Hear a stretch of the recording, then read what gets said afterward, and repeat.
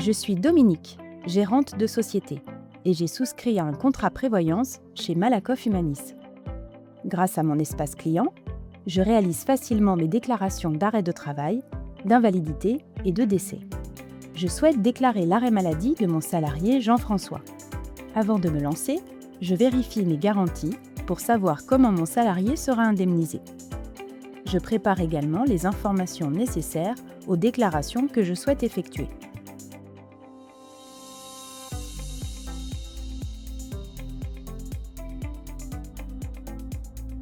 Je vais alors sur le site malakoffhumanis.com et je me connecte à mon espace client. Je clique sur « Espace client », puis je choisis « Santé et prévoyance » sous l'option « Entreprise indépendant ». Une fois sur l'espace client entreprise, je clique sur « Accéder à mon espace ». Je sélectionne de nouveau « Santé et prévoyance » et je continue en cliquant sur « Accéder à mon espace ».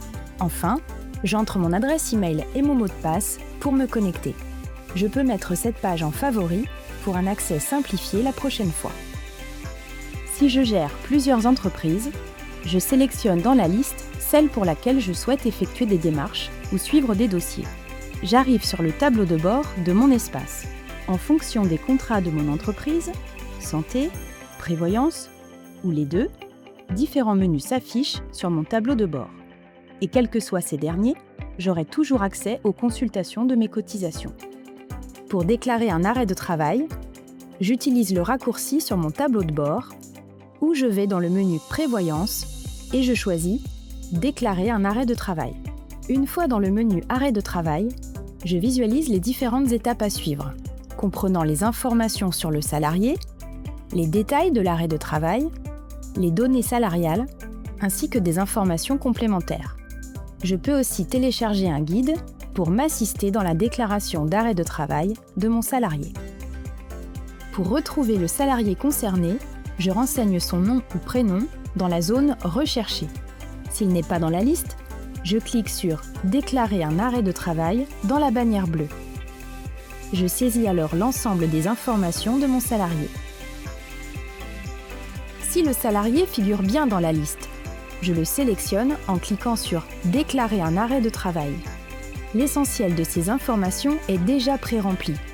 Il me suffit de compléter le contrat, la date du premier jour d'arrêt et la nature de l'arrêt. Pour sauvegarder les informations saisies et passer à l'étape suivante, je clique sur « Continuer et enregistrer », ce qui crée automatiquement un brouillon. Je note que la déclaration sera pré-remplie à partir des données disponibles dans la DSN. Je valide et poursuis vers les informations du sinistre.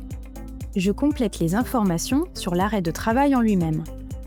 Les réponses à ces questions permettent de calculer au mieux l'indemnisation et ajuster la carence en fonction des éléments enregistrés. J'indique si mon salarié a repris son activité ou non. Je complète les informations liées à l'emploi du salarié, telles que sa date d'embauche, son temps de travail, sa catégorie socio-professionnelle. Je précise également si, entre-temps, il a quitté ou non les effectifs. Je clique sur « Continuer et enregistrer » afin de passer à l'étape suivante, les informations sur les salaires. Concernant le maintien de salaire, je coche « Non » si je ne l'applique pas et je passe à la suite. Je coche « Oui » si le salaire est maintenu et je complète les périodes de maintien de salaire, le pourcentage et le montant journalier. Je renseigne le dernier jour de maintien de salaire. Je poursuis ma déclaration en vérifiant ou complétant les salaires pour la période de référence indiquée. Les salaires pré-remplis sont ceux qui remontent de mes déclarations DSN. Quand je complète les informations, je peux utiliser la fonctionnalité « Dupliquer le mois précédent » pour reprendre les données du mois que je viens de saisir. Ensuite, je vérifie les droits à sécurité sociale de mon salarié. S'il en bénéficie, je coche « Oui » et je passe à l'étape suivante en cliquant simplement sur « Continuer et enregistrer ». Si ce n'est pas le cas, je coche « Non » et je complète les salaires des 3 mois précédant son arrêt de travail en fonction de sa présence ou de son absence, ainsi que la date de fin de l'arrêt initial. Et je clique sur « Continuer et enregistrer » pour passer à la suite. Je poursuis donc avec les informations complémentaires nécessaires au traitement de l'arrêt maladie de mon salarié, en précisant s'il est en invalidité ou non, ou en situation d'incapacité permanente, ou s'il a des personnes à charge. Si nécessaire, je peux ajouter des pièces jointes. Dans le cas d'une première déclaration pour ce salarié ou d'un changement de coordonnées bancaires de la société, je joins mon nouveau RIB. Si j'ai besoin d'apporter des précisions à ma déclaration, je les note dans la zone Informations supplémentaires. Je clique sur Continuer et enregistrer pour poursuivre ma déclaration. Pour finir, j'arrive à l'étape Validation et envoi. J'obtiens ici un récapitulatif de ma demande. Cela me permet de la vérifier avant envoi à Camille, ma chargée de prestations prévoyance. Afin de pouvoir valider ma demande d'indemnisation, j'atteste avoir vérifié ma déclaration en cochant la case. Je finalise l'arrêt de travail de mon salarié en cliquant sur « Valider la déclaration ». J'obtiens alors la confirmation de l'envoi de ma demande. À partir de là, je peux soit faire une nouvelle déclaration, soit me rendre dans le suivi de mes dossiers. En cliquant sur « Voir le suivi », j'accède à mon menu de suivi de dossier où je retrouve la déclaration que je viens de créer. Je sélectionne « Transmis ».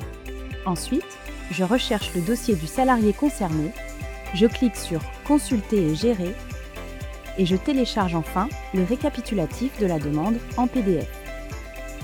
La déclaration d'arrêt de travail n'a plus de secret pour vous. Découvrez également nos vidéos sur la déclaration de décès et d'invalidité.